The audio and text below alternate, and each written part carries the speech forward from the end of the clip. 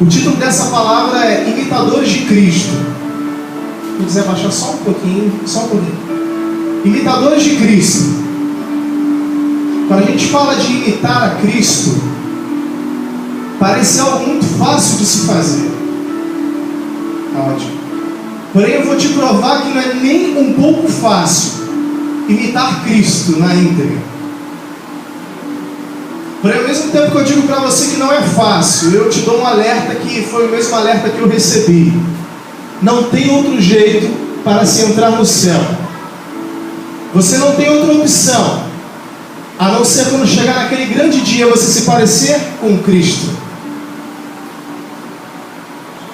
Achamos que é muito fácil entrar nos reinos dos céus. Muitas das vezes com a preocupação que eu tenho, e que muitas das vezes nós temos em falar sobre coisas boas, ou aquilo que Cristo possa nos oferecer de bom, e de fato Ele tem muitas coisas boas a nos oferecer. Mas muitas das vezes nos esquecemos de pregações como essa que eu vou estar trazendo. Muitas das vezes nos esquecemos de falar que o inferno existe e ele ainda está aí.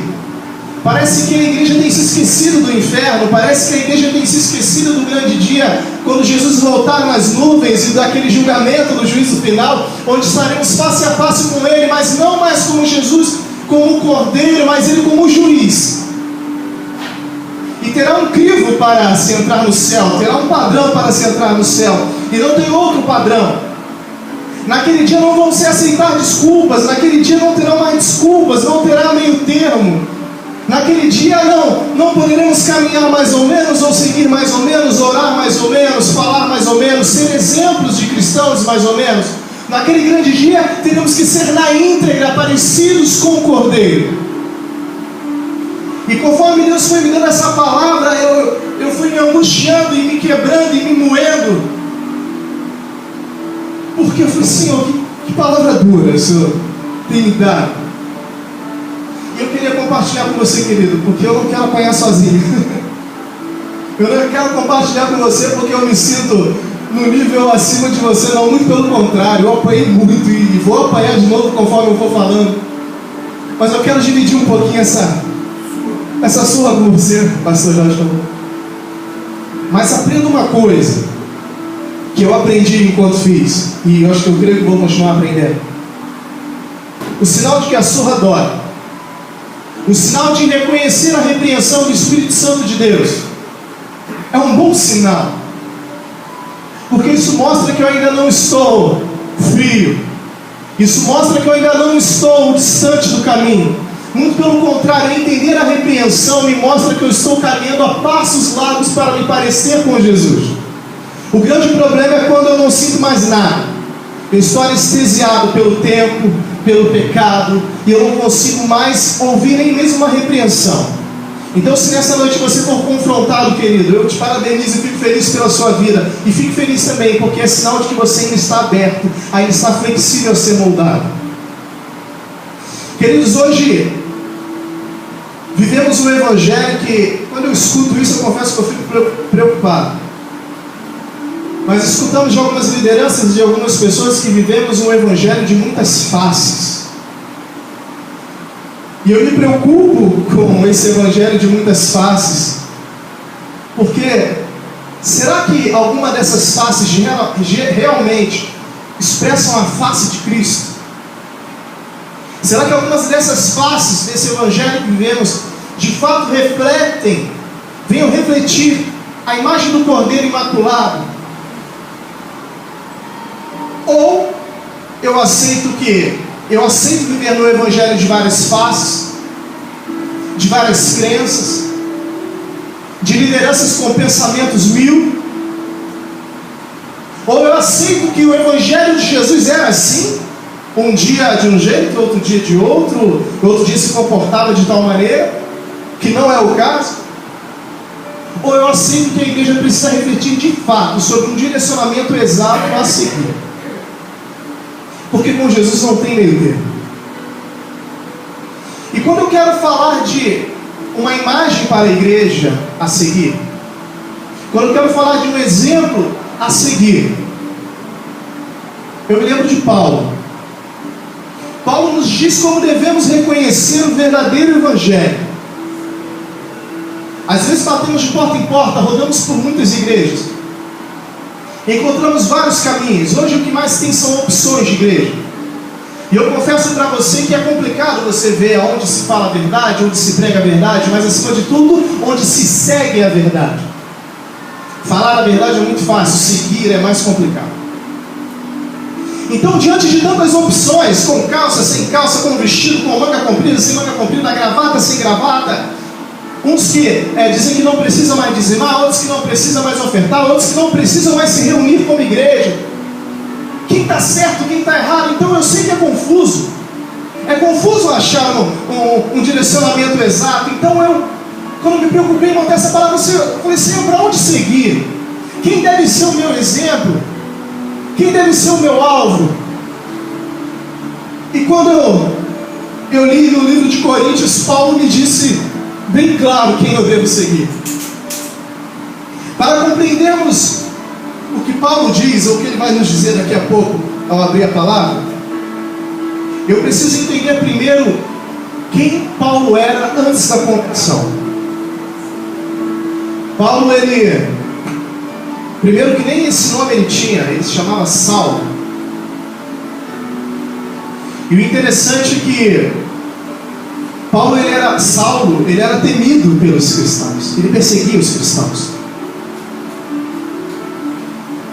Saulo, quando teve um encontro com Jesus, quando ele caiu do cavalo e encontrou Jesus, ele teve uma mudança radical em sua vida. E até mesmo se submeteu a mudar o seu próprio nome. Antes Saulo, agora Paulo. O que eu vejo nesse posicionamento de Paulo em aceitar mudar o seu próprio nome, significa abrir mão das características do velho homem. Eu não quero de maneira alguma ser reconhecido pelo velho homem. Eu quero abrir mão de tudo aquilo que o velho Saulo representava.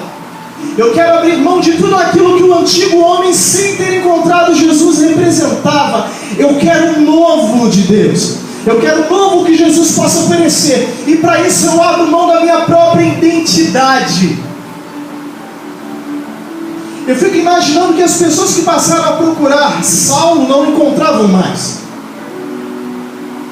Eu fico imaginando que talvez alguns antigos amigos foram à sua porta a gritar: Saulo! Saulo! E ele não saía para fora. Ô Saulo! E ele não saía. Porque ele não se chamava mais Saulo, ele era Paulo. Houve uma mudança radical. Queridos, vamos lá. Qual seria a referência então desse novo homem? Dessa nova mulher? Qual seria a referência desse evangelho a seguir? Qual seria a referência da igreja? Jéssica, por favor. 1 Coríntios capítulo 11, versículo 1.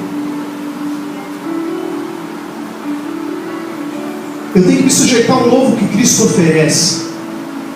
Quando eu me esqueço do velho homem, quando eu apago o velho homem da história, eu me abro completamente para o novo de Deus. Enquanto o velho homem estiver presente na minha vida, o novo de Deus não vai ser completo. Não adianta você querer a totalidade do evangelho. Não adianta você querer a totalidade daquilo que Deus tem te oferecer, se você não está entregando o seu eu por completo para Ele. Se o velho homem ainda está presente, mude a sua história, mude até mesmo a sua identidade, se for preciso, mas se abra para o novo de Deus. Bem, é um versículo bem pequeno. Um versículo bem pequeno. Eu creio que a Bíblia ela nos dá vários caminhos, nos dá várias doutrinas, nos dá várias informações, direções. Mas se tivesse apenas esse versículo, a história toda de Jesus, a trajetória toda de Jesus, e se tivesse apenas esse versículo como, esse é o caminho, eu acho que seria, talvez se você soubesse apenas esse versículo, seria mais do que o suficiente. Paulo diz: sede meus imitadores, como também eu sou de Cristo. Quando eu olho para a referência que Paulo deu, só diminuir um pouquinho. Quando eu olho para a referência que Paulo deu, primeiro eu tenho que olhar no espelho e ver quem eu tenho refletido. A palavra cristão, a gente diz tanto que somos cristãos. Diz que muitos sabem que a palavra cristão significa pequenos cristos, imitadores de Cristo, cópias de Cristo.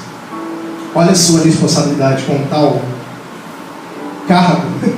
As pessoas às vezes acham que a responsabilidade de cargo são dos pastores, dos diáconos. Não. A partir do momento que você aceitou Cristo, se tornou um pequeno Cristo, se tornou um imitador de Cristo, olha a grande responsabilidade que você assumiu.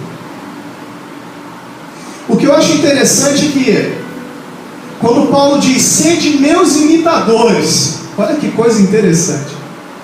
Sede meus imitadores como eu também sou de Cristo. Eu vejo em Paulo uma coragem que muitos de nós talvez não tenham.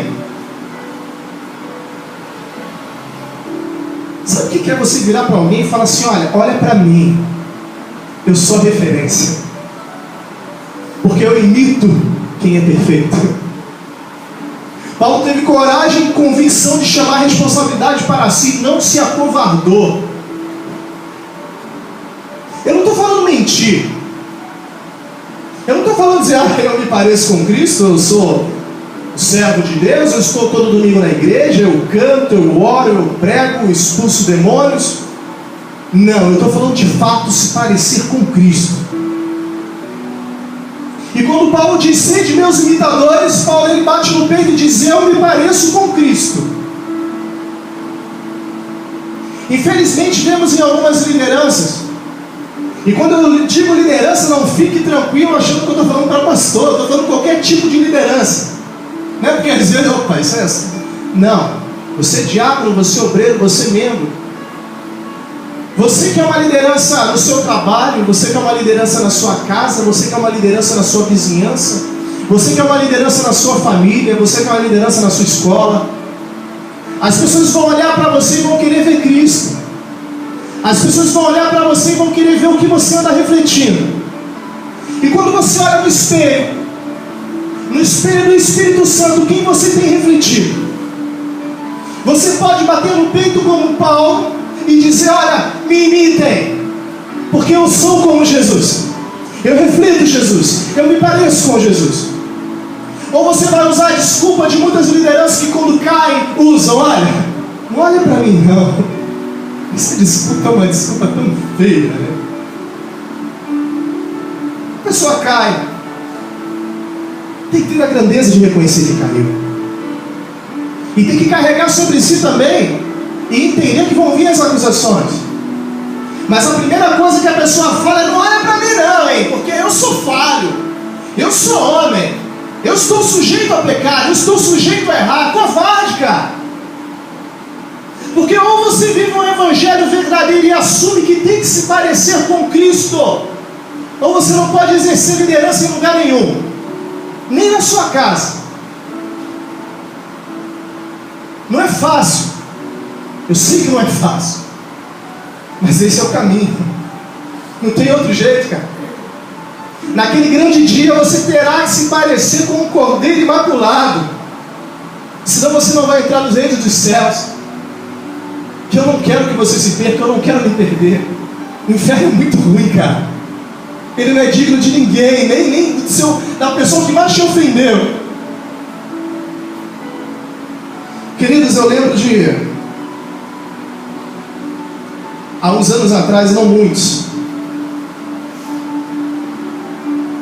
que os evangélicos eram respeitados por serem evangélicos. Eu lembro do meu avô, falecido pastor Hernandes Santana, que hoje descansa no Senhor. Com o nome do meu avô, você podia comprar em qualquer comércio da cidade. Você chegava lá e falava, eu sou neto do pastor Hernandes Santana e vim aqui comprar um remédio na farmácia. Você levava o remédio mais caro se fosse preciso. Você chegava na padaria, eu vim aqui, eu sou neto do pastor Hernandes Santana e pediu para comprar pão. Te dava. Hoje em dia, querido, se você fala que é pastor, se é neto de pastor, parente de pastor, você vai ganhar um não bem grande. E é arriscado de apanhar. Mas posso te falar, as pessoas não estão erradas. O que está errado é o evangelho que a gente tem vivido. Esses dias o pastor deu um exemplo mesmo, né? Que ele foi ajudar um amigo, acho que tirar algo, não foi isso? E o pastor foi lá fazer a declaração dele, né? Foi isso. E quando o pastor foi botar, falou, não, eu sou pastor. Não diga que é pastor não, que o cara daqui, né? Não diga que é pastor não, bota que é pastor não, senão vai queimar teu filme. Olha o evangelho que a gente tem vivido, né? E muito disso por culpa nossa. Muito disso por responsabilidade nossa. Queridos, vemos o problema da ganância contaminando o nosso meio. Lideranças que muitas das vezes se preocupam mais com a arrecadação, com o leite, com a lã, com a gordura, com a carne das ovelhas, do que propriamente em cuidar de ovelhas. Quando falamos de ganância, logo em nossa mente vem Judas, né? Judas logo vem à mente, né? Ganância, dinheiro, cobiça. Primeiro a gente precisa entender quem era Judas. Judas, ele foi um dos primeiros a se juntar a Jesus. Olha que coisa. Judas era um dos discípulos de cargo há mais tempo. Ou seja, Judas, se a gente for botar no nosso contexto, tinha mais tempo de igreja do que qualquer outro.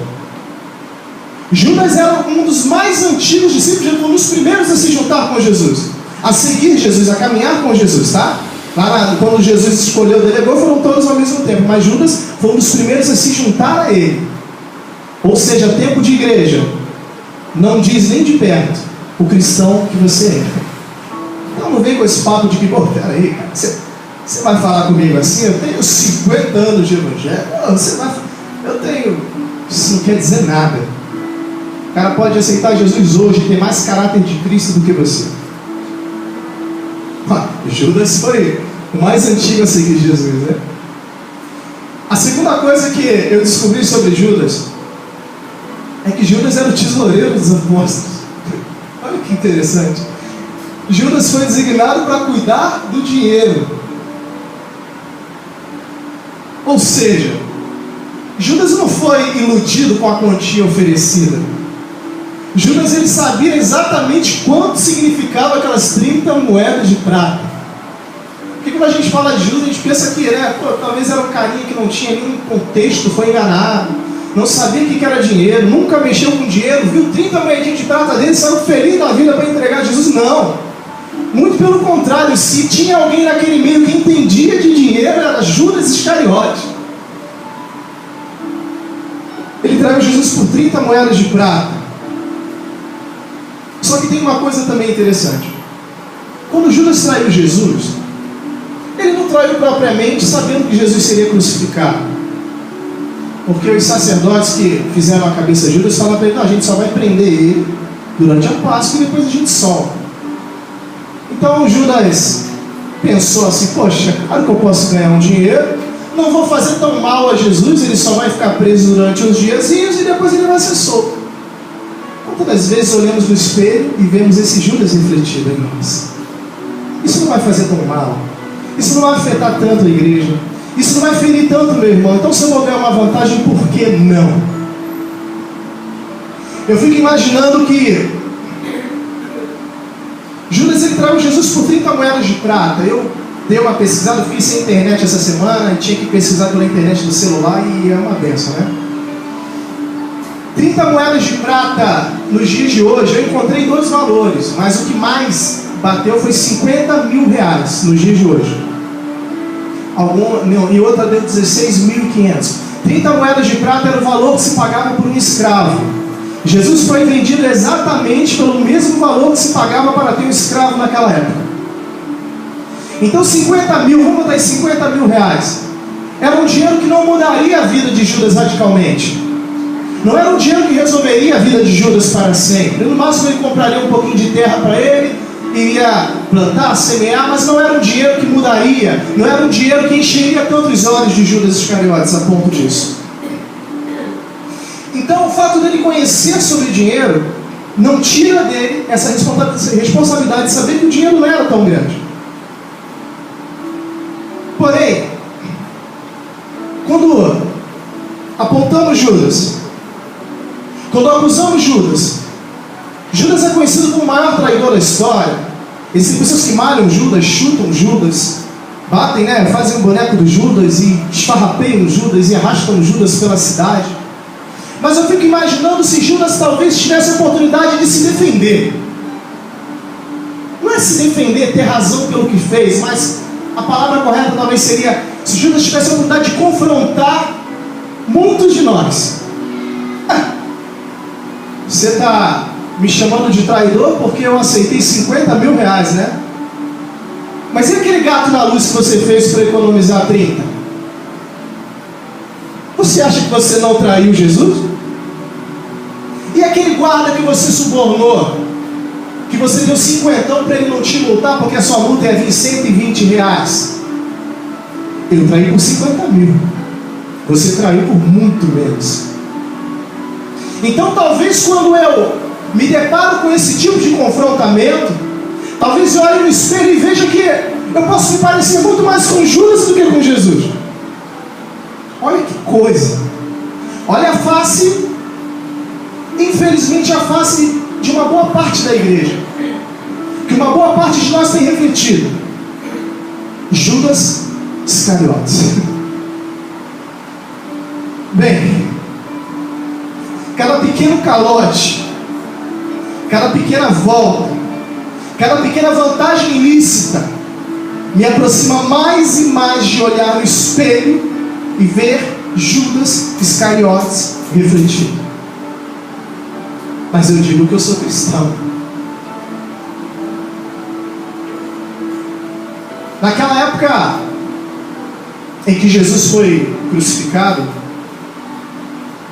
ele não foi crucificado em qualquer lugar. Ele foi considerado um lugar que era a nata do cristianismo. Lá tinha talvez, claro que eu estou, mas mais sacerdotes do que pessoas para entrar no templo. E o sumo sacerdote, que em diversos livros de Mateus, Marcos, João, ele é citado, seu nome Caifás. Caifás era o sumo sacerdote, ele era o cara. Talvez se existisse a televisão nos dias de hoje, só ia dar Caifás. Talvez Caifás ia aparecer no programa da manhã, da tarde e da noite.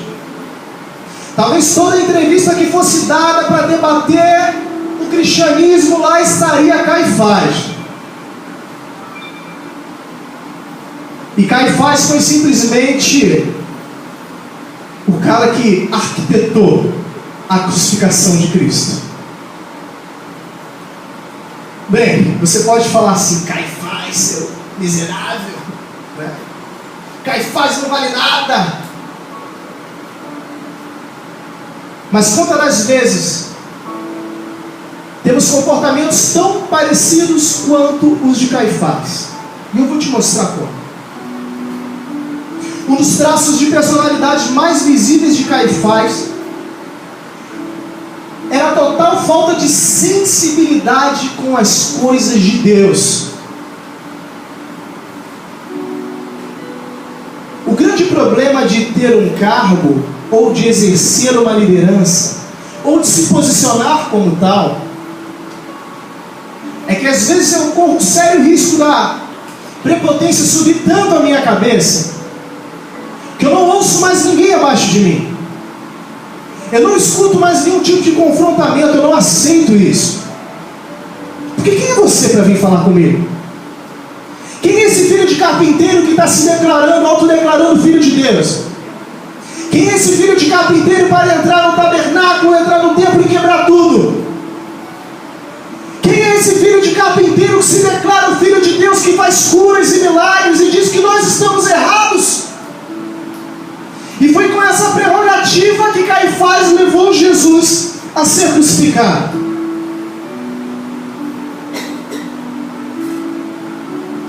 Eu quero dizer para vocês uma coisa.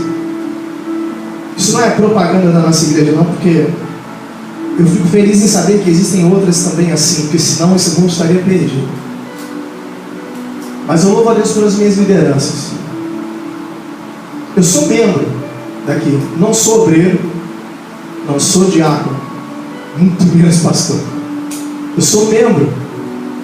Tempo atrás eu lembro que teve a última reunião de obreiros, diáconos, acho que foi o pastor Jorge. Rapaz, por que você não veio? Pastor Jorge, eu sou membro. Eu não sou obreiro, eu não sou diácono, eu não sou presbítero, eu sou membro. Não sei se foi o senhor que perguntou, foi alguém que falou comigo, mas acho que foi o senhor, eu sou membro. E olha aqui onde eu estou. E não é a primeira vez não. E aqui estão pastores, pessoas de Deus, diáconos, obreiros, pastores, que estão aqui sendo tratados por aquilo que Deus revelou ao meu coração.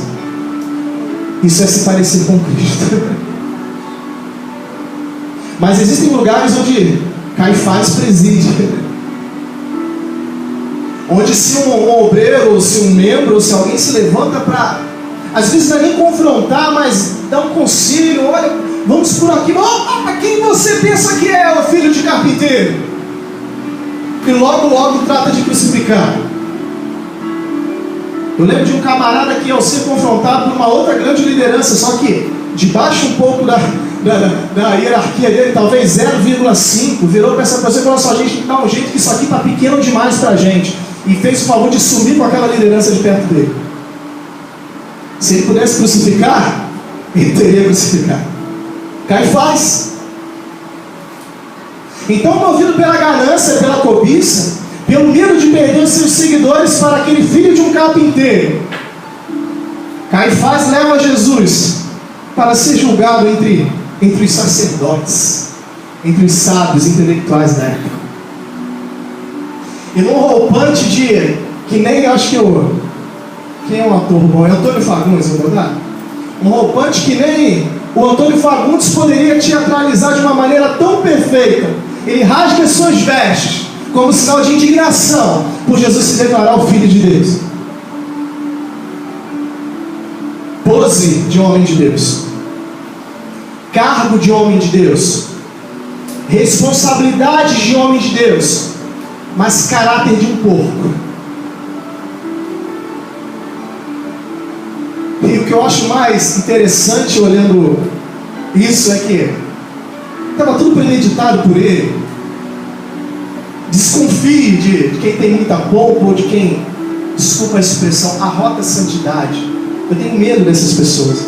Caifás era esse cara. Só que ele já tinha tudo articulado. Levou Jesus até a presença de Pilatos. Claro, trouxe aqui para o senhor jogar esse cidadão aqui que está blasfemando contra Deus. Pilatos falou: rapaz, mas leva ele para ser julgado de acordo com as suas leis. Opa, não faça isso, porque de acordo com as nossas leis não podemos matar homem algum. Estava de cara o propósito intencional: eliminar esse homem, eliminar essa controvérsia, eliminar aquele que se volta contra mim, eliminar aquele que tem uma opinião diferente à minha. E quando eu falo eliminar, querido, você pensa logo: pô, mas não, peraí, eu já agi assim, mas eu não crucificaria. Mas se botasse uma arma na tua mão, tu descarregaria em cima do cara. E a alma que ele tinha era essa: eu vou condenar a crucificação esse cara que discorda de mim. E quantas das vezes não nos confrontamos com Caifás? Mas acima de tudo, será que em algum momento não fomos também parecidos com Caifás? Não nos sentimos amedrontados por pessoas que se levantam? Não nos sentimos amedrontados por opiniões divergentes? Podemos não matar fisicamente, mas às vezes matamos espiritualmente, porque para não sermos confrontados ou para não aceitarmos opinião diferente, tratamos de fazer de tudo para afastar aquela pessoa da igreja, porque eu quero longe. Eu não posso crucificar esse cara, mas eu vou tirar ele daqui da igreja. Então, se em algum momento você caiu nesse momento você refletiu, Caifás. E se você identificou isso em você, parabéns. Você está no caminho de se corrigir. O problema é se você fala assim: não. Bem, às vezes os rótulos nos impedem de enxergar Jesus. Falar mal de alguém é muito fácil. Discordar de alguém é muito fácil. Apontar o erro de alguém é muito fácil. Difícil é olhar para mim mesmo e ver se de fato eu faria diferente. Acabei de falar de Judas, acabei de falar de Caifás, mas será que fazemos diferente? Será que o nosso evangelho é um evangelho diferente? Será que as nossas atitudes são atitudes diferentes? Bem, primeiro, existem pessoas que não têm o mínimo de intimidade com Deus, não ouvem mais a voz de Deus e seus ensinamentos, e quando Deus usa alguém para falar com ela, a sua prepotência faz desmerecer o profeta e a profecia. Quando eu não enxergo no meu irmão a capacidade de me aconselhar ou exortar, quando eu me acho superior aos que estão ao meu redor a ponto de achar que somente eu sou o detentor das leis e das regras, colocando todos abaixo de mim, seja por cargo, ideologia ou tempo de evangelho, eu me torno um Caifás. Pessoas que usam de teatralidade para passar uma pseudo-santidade, mas estão mais corrompidas e sujas do que porcos na lama. Fazer o que Paulo falou requer coragem, muita coragem. Porém, reconhecer as suas limitações e seus erros também é digno de aplauso. Queridos, eu fico pensando que a diferença na atitude de Jesus, quando ele foi confrontado diante de Caifás e dos sacerdotes, ele não abriu a sua boca. Um servo deu um tapa em Jesus. Um servo agrediu Jesus. Jesus disse: por que fizeste isso? Não me fiz mal algum. Se alguém lhe der um pescotapo, o que você é capaz de fazer? Mostrando quem nós somos muitas das vezes diante do confrontamento. Eu sei que é difícil, cara, mas tem que ser assim. Muitas das vezes podemos também nos parecer com Tomé. Falamos dele hoje, não falamos dele? Tomé, ele teve que ver para crer. E o mais interessante é que existem pessoas exatamente assim. Quando a gente chega com uma boa nova, olha, Deus me revelou algo, Deus me mostrou algo, Deus tem feito algo, Deus tem feito maravilha. Não, se Deus não falou comigo, não é Deus. Se eu não ver a coisa acontecer, não é Deus. Se eu não ver os milagres acontecerem, não é Deus. Se eu não tocar os cravos em suas mãos, não é Deus. E Tomé foi exatamente isso. Os discípulos, os amigos dele, que caminhavam com ele, chegaram até ele e falaram: olha, Jesus ressuscitou. Olha, Tomé, Jesus é vivo, estivemos com ele. Cara, amigos que andavam com ele, caminhavam com ele. Ele, de certa forma, falou: vocês são mentirosos, rapaz.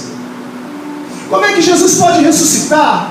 Como é que Jesus pode se levantar dos mortos? Não, mas olha, ele falou com a gente, ele esteve conosco. Não, eu só vou acreditar quando eu ver. Mas não é só ver não, hein? Eu vou ter que tocar nas feridas dele. Incrédulos. Existem muitas pessoas em nosso meio, na igreja, que é exatamente assim, que refletem no espelho o irmão Tomé. Agora eu vou falar de um camarada, mas de um camarada do início para o meio, do meio para o fim ele foi outro. Eu vou falar do início para o meio.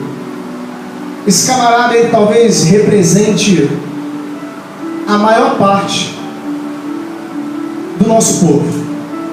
Talvez o nosso seja o cara que mais o nosso povo, quando eu falo nosso povo eu também me incluo, ok? Talvez seja o camarada que mais o nosso povo reflete quando se olha no espelho espiritual. Espelho meu. Acho que aparece esse camarada. Esse camarada é Pedro. Só que o Pedro antes da conversão. As pessoas acham que Pedro se converteu quando encontrou Jesus, ou quando viu Jesus, ou quando Jesus o escolheu. Mas eu me atrevo a dizer que talvez Pedro se converteu de fato depois da crucificação de Cristo. Então eu quero fazer uma comparação, uma analogia com o antigo Pedro, com o Pedro ainda não totalmente convertido, ok? Será que eu me pareço com esse Pedro antes da crucificação? Mas como assim? Pedro aceitou Jesus. Quantos aqui aceitaram Jesus? Olha, vamos lá. Pedro reconheceu Jesus como Senhor. Quantos se reconhecem? Opa, olha como ele está se parecendo com ele.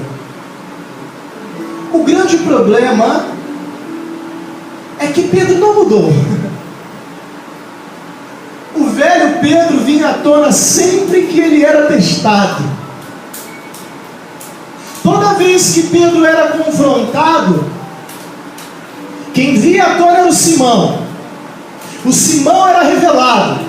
Era como se ele tivesse duas personalidades. Na psicologia, o que é o nome disso? Duas personalidades? Transtorno de personalidade, não é isso? Bipolar? Transtorno de personalidade? Enfim.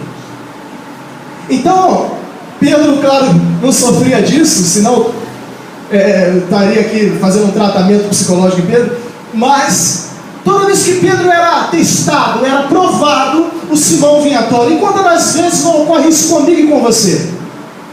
Aceitamos Jesus, conhecemos os ensinamentos de Jesus, caminhamos com Ele, reconhecemos Ele como Filho de Deus, vemos os seus milagres acontecerem, somos chamados de seus discípulos, somos elevados a seus discípulos. Mas toda vez em que somos testados, o velho Saulo trata de pular para fora. Muitas das vezes nos comportamos como Pedro. Não enterramos em definitivo o velho homem, as velhas manias, o velho temperamento. Quantas das vezes pegamos em espadas para decepar orelhas de Malco? Talvez você nunca tenha agredido ninguém, ou dado uma espadada em ninguém, mas quantas vezes você teve vontade?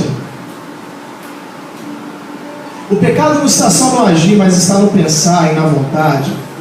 Então olha para dentro de você. Vê se você em algum momento não refletiu o irmão Pedro. Agora eu vou te falar uma coisa muito interessante. Eu lembro de um pastor, ele pregava de uma maneira muito diferente. Pastor Paulo César Graça e Paz, lembra dele, pastor Ricardo? Ele era uma figuraça. Uma figura, a pregação dele era uma figura igual a ele. Ele era um cara muito inteligente. E as pregações dele eram para os jovens, era uma linha bem jovial, apesar da idade dele avançada, ele era um cara bem jovial nas pregações, a galera da juventude adorava ele. E eu lembro eu acompanhei ele em alguns eventos, e eu lembro que uma vez ele falou assim: queridão, quando eu encontrar o Pedrinho lá no céu, ele está lá, não sei se ele cumpriu isso. Mas deve estar descansando no seio de Abraão ainda, mas quando ele chegar lá eu quero testemunhar essa cena. Eu vou chamar Pedrinho, chega aqui, Pedrinho, chega aqui, assim, né, chega aqui, Pedrinho, chega mais, Pedrinho. Pô, Pedrinho, tu vacilou, Pedrinho. Como é que tu anda com o homem bebe, com o homem dorme, com o homem caminha tanto tempo com o homem, Pedrinho, e na hora da tua rega, Pedrinho, tu diz que não conhece o homem, Pedrinho, tu nem é homem 3 vezes, Pedrinho. Ô, Pedrinho, tu vacilou, Pedrinho. Cara, se coloque agora no lugar de Pedro. Quando eu vejo vídeos de cristãos sendo massacrados em outros países, eu já vi vídeos de cristãos sendo queimados, eu já vi vídeos de cristãos sendo decapitados, eu já vi vídeo de cristãos ajoelhados e com um tiro na cabeça. Era mais ou menos isso que esperava Pedro quando ele negou Jesus. Quando eu aponto o dedo para Pedro, e quando eu de maneira radical julgo Pedro, me achando melhor do que Pedro, Eu paro e olho para o fundo do meu coração se muitas das vezes eu não neguei Jesus por ameaças tão menores. Se eu falar que eu sou cristão na escola, isso para os pré-adolescentes, talvez vão me bater, vão dizer que eu sou mané, vão dizer que eu sou bobão. Então eu não sou crente, não. Talvez para você adulto, se você disser que é crente, se eu falar que eu sou crente, o cara vai achar que eu sou bobão, vai me passar a perna, vai me dar uma volta. Eu confesso para vocês isso, eu trabalho com comércio, com compra e venda de instrumentos musicais. Em alguns momentos eu agi como Pedro. Eu ia falar para o cara, não, rapaz, esse teclado aqui eu uso para a igreja. Eu pensei, rapaz, se eu falar que eu sou crente, esse cara vai querer me dar uma volta. Então, com medo de não tomar uma volta, eu ajo da mesma maneira que Pedro agiu, mas com medo de morrer. Mas eu acho que eu posso julgar Pedro. E será que em algum momento na sua vida você não teve diante dessa situação, e diante do Espírito e do Espírito Santo, você não se pareceu exatamente com Simão? Será que você não negou Cristo? Quantas vezes? 3 só? Olha para o seu interior, cara. Será que foram só 3? E por que você acha que você pode julgar o irmão Pedro? Não é fácil. Pedro teria morrer, cara.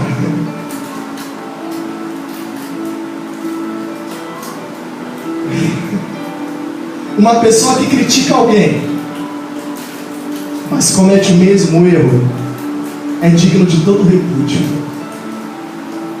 Porque é muito fácil criticar, mas na hora que eu sou colocado à prova, eu faço igual. Querido, quando Paulo, numa pequena frase, sede meus imitadores, como também eu sou de Cristo, Paulo ele nos dá a tônica de um início, de um meio e de um fim de uma carreira cristã. E quando eu falo de carreira cristã, eu não falo de hoje eu sou membro, mas amanhã obreiro, diácono, presbítero, pastor, bispo, apóstolo. Dá para criar um vice-deus aí? Não dá? Eu vou ficar aqui mesmo. Daqui a pouco vão criar um vice-deus, não sei. O cara está inventando tanta coisa. Eu não falo desse tipo de carreira. Eu falo de você ser um membro, mas você ter o caráter de Cristo. Você se parecer com Cristo. Porque naquele dia estaremos todos de maneira igual. E o que vai fazer você se parecer com Cristo não vai ser o seu rótulo, não vai ser o seu cargo, não vai ser quanto você ganha, não vai ser o seu ar de intelectual, não vão ser as suas vestes, não vão ser a roupa que você usa, o carro que você anda.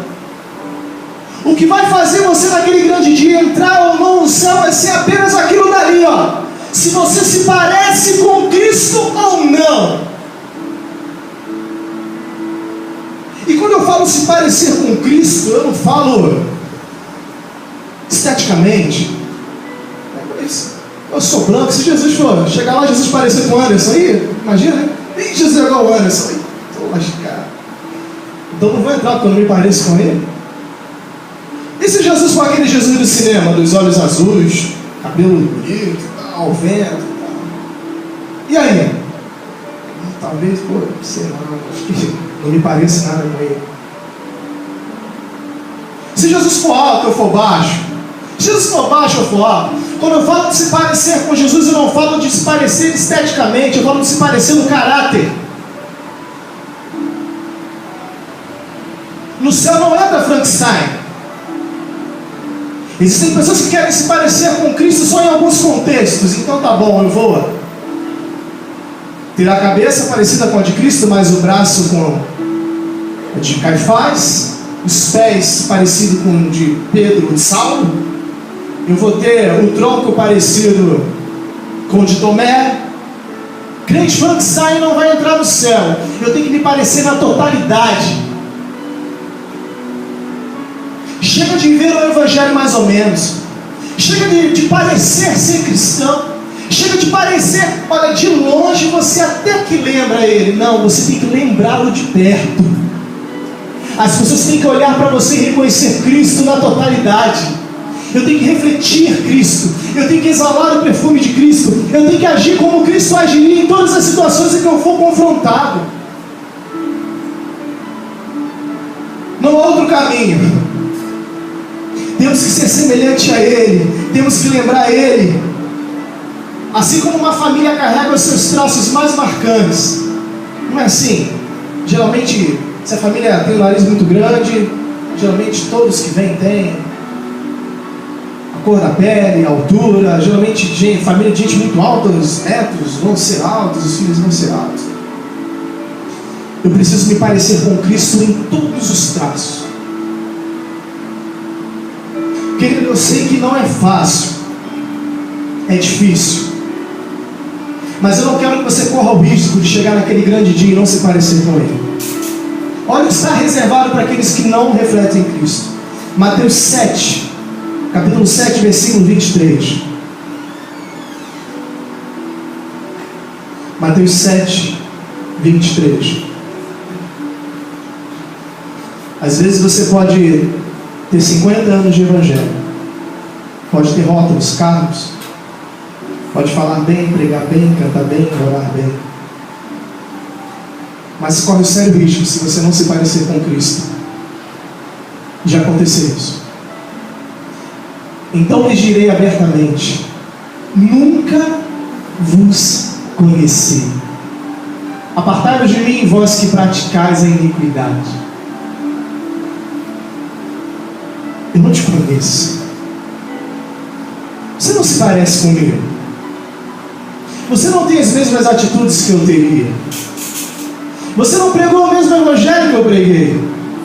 Você não agiu da mesma maneira que eu agiria. Você não se portou como eu me portei.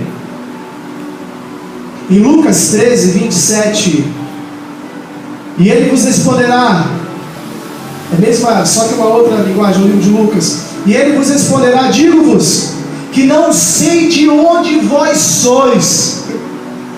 Apartai-vos de mim, vós todos que praticais a iniquidade. Eu não te reconheço. Eu não sei de onde você vem. Mas peraí, Senhor, era daquela igreja que pulava, que gritava: em teu nome eu expulsei demônios, em teu nome eu não sei de onde tu vens. Você não se parece comigo, você não tem os meus traços.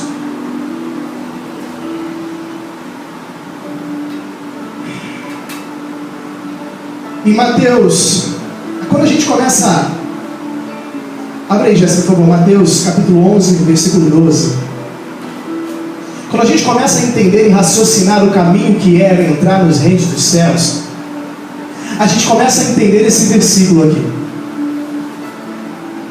Essa versão aí não tá do jeito que eu pensei que ela estaria. Então eu vou estar lendo aqui. Antigamente eu achava que, quando eu li esse versículo, eu vou ler primeiro. Então, Mateus capítulo 11, versículo 12.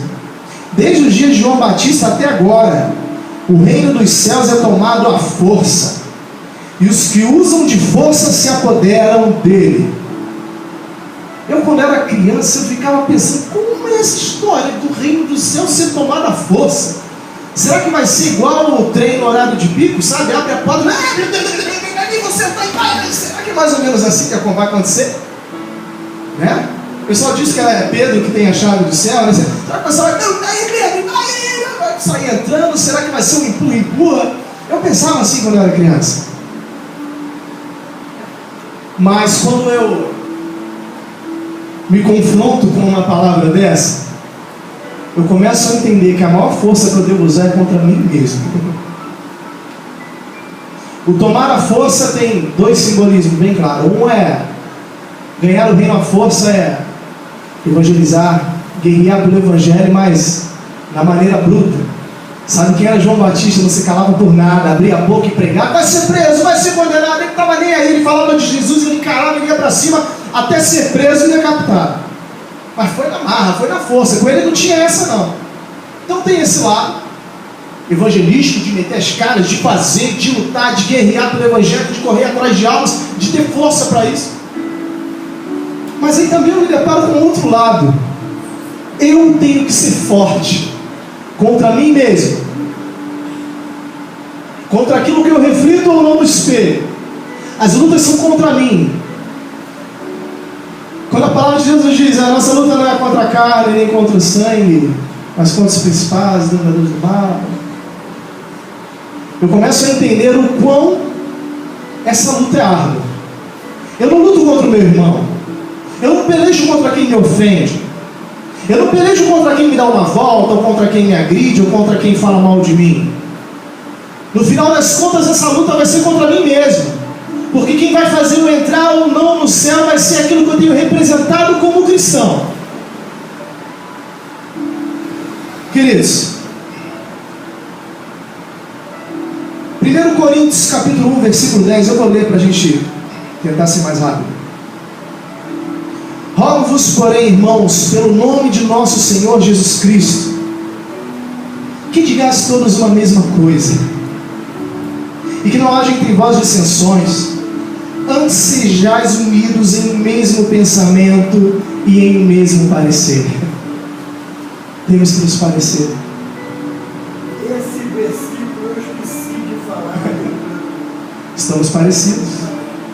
Mesmo pensamento. Em 1 Coríntios 2,16: porque quem conheceu a mente do Senhor para que possa instruí-lo? Mas nós temos a mente de Cristo. Eu tenho que pensar como Cristo, eu tenho que agir como Cristo. Eu não quero correr o risco de acontecer o que está lá em Apocalipse capítulo 3, versículo 15 e 16. Eu conheço as tuas obras, Senhor, que nem és frio nem quente. Quem me dera foste frio ou quente. Assim, porque és morno e não és frio nem quente, vomitar-te-ei da minha boca. É querer se parecer mais ou menos, é querer se parecer só naquilo que te convém. Só que olha o que espera quem pensa assim. Não é fácil, querido, não é fácil. Chega de viver o evangelho mais ou menos, chega de me parecer mais ou menos com Cristo, chega de viver um evangelho superficial, que nada lembra aquilo que Cristo ensinou. Eu não quero ser reconhecido por ser cristão, e sim de fato ser o que a palavra diz que eu sou, um imitador de Cristo. Aleluia. Quantas vezes movidos por cargos, por um status ideológico, financeiro, intelectual, refletimos em nossas atitudes o sumo sacerdote Caifás, que por causa de sua prepotência, engasgado, embebedecido no seu cargo, não foi capaz de enxergar em Jesus o que ele de fato era, quanto mais parecer e querer ser como Jesus. Ora, Jesus era o oposto daquilo que Caifás representava. Não podemos refletir Judas, por tão pouco dinheiro entregou Jesus. Mas existem pessoas, infelizmente, que refletem Judas e vivem o evangelho vendido, onde o dinheiro direciona as suas decisões, ter vantagem direciona as suas decisões. Que não sejamos como Pedro antes da crucificação, que apesar de aceitar Jesus, andar com Jesus, ver milagres, não conseguiu nos momentos em que foi exigido ser um cristão por completo. Que não venhamos a perder a oportunidade de buscar a semelhança de Cristo, pois não sabemos nem o dia e nem a hora que nos será exigido tal semelhança. Existem pessoas, existe a teoria do copo cheio, o copo meio vazio, meio cheio, né?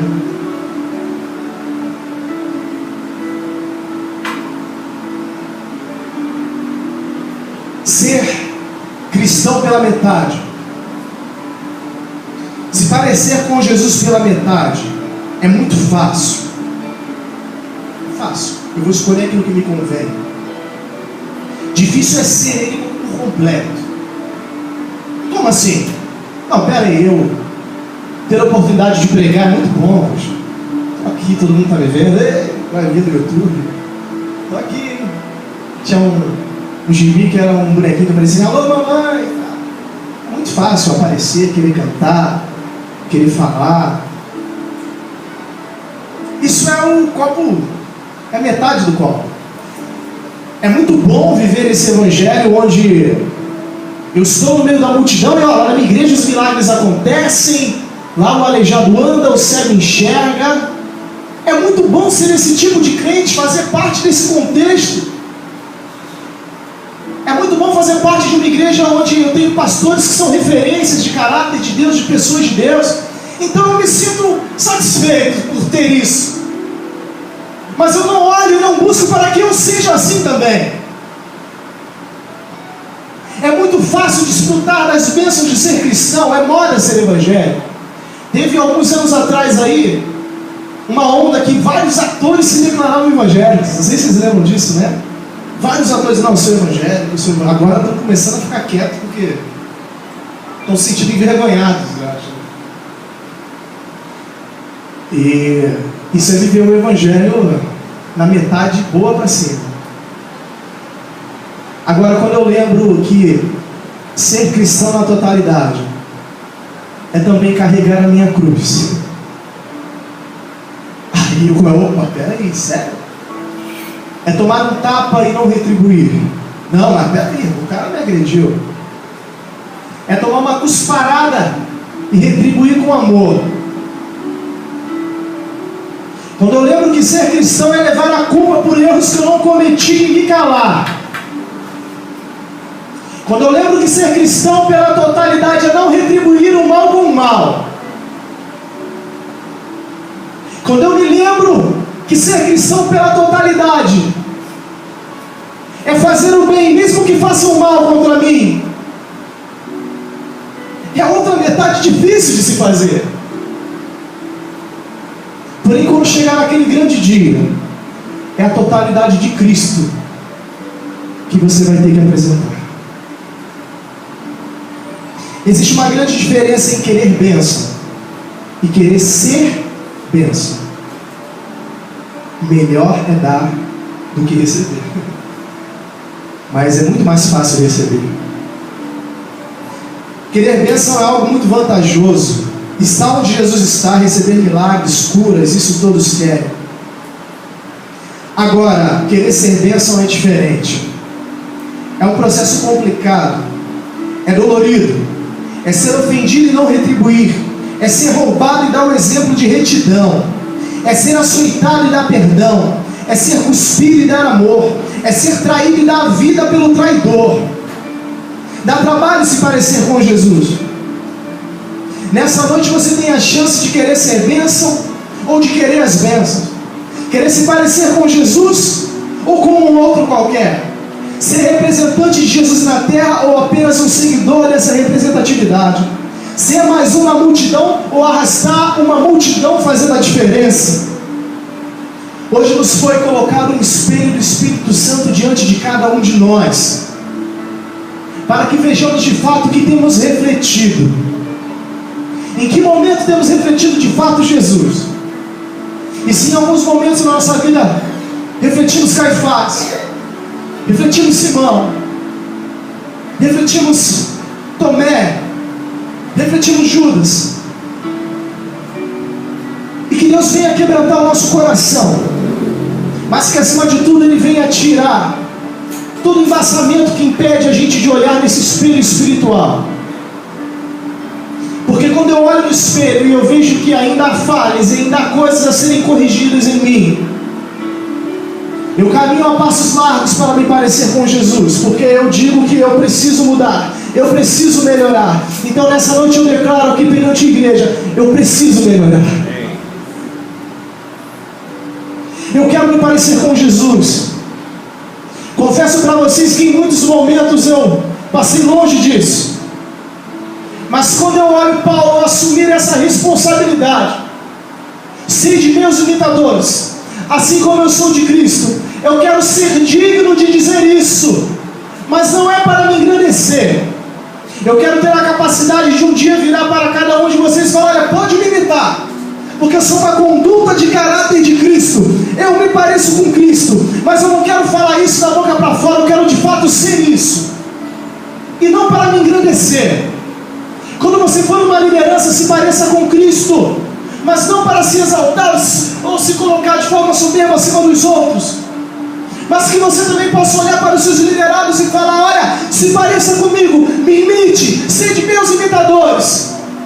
Mas que isso não seja para te engrandecer, mas que você entenda que este é o único caminho para quando chegar aquele grande dia, você ouvir da boca de Jesus: vinde benditos do meu Pai.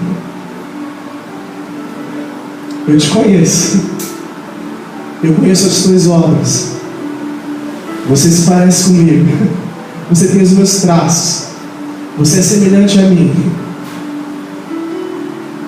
Tempo de igreja não vai te dar isso, cargo nenhum vai te dar isso, sabedoria humana nenhuma vai te dar isso. O que vai te dar isso é o seu desejo de parecer e de querer, acima de tudo, desejar ter o caráter de Cristo. Então, em todo momento que você for confrontado, em todo momento que isso for testado, que seja colocado um espelho diante de você, que você veja, se essa semana você for provar, que o Espírito Santo coloque um espelho espiritual na sua frente, que você, antes de tomar qualquer decisão, você possa olhar para esse espelho e ver realmente o que está refletindo em você, e que o que venha refletir em você seja a figura de Jesus Cristo Nazareno. Sabe por quê? Porque se ele voltar essa semana, essa figura será exigida. Então que Deus abençoe a sua vida, que Deus venha ter falado com você nessa noite, que isso venha servir para o teu crescimento, que venha servir para o meu crescimento, que não venhamos esquecer dessa palavra amanhã ou depois de amanhã, porque é exatamente isso que será exigido naquele grande dia. Eu não quero ir para o inferno, eu quero herdar as regiões celestiais, e para isso eu quero me parecer com Cristo. Que Deus te abençoe, querido.